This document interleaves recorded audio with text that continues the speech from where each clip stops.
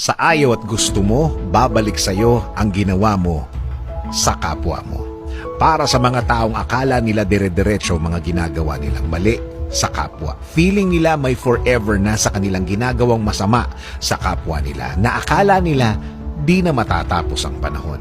Para sa mga taong akala nila hindi na babalik ang mga ginagawa nila sa buhay ng iba, na kung mabuhay ay parang walang takot, walang tigil, walang preno sa masamang gawa nila.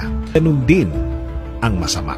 Ganun din ang hindi mabuti. Ganun ang mga masasamang mga salita at mga pangyayaring inimbento mo para lang makasira ng kapwa. Lahat ito alam ng Diyos. Lahat ito nakikita at alam ng Diyos. Kaya sa lahat ng mga biktima ng mga taong ganito, hindi kayo ang gaganti.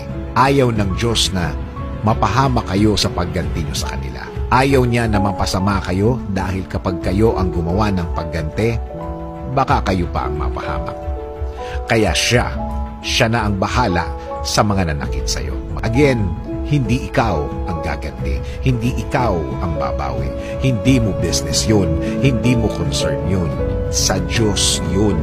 At sure akong hindi na magtatagal, babalanse ang lahat. Para sa mga taong nanakit, para sa mga taong nang-aapi, para sa mga taong naninira, pakitandaan lang,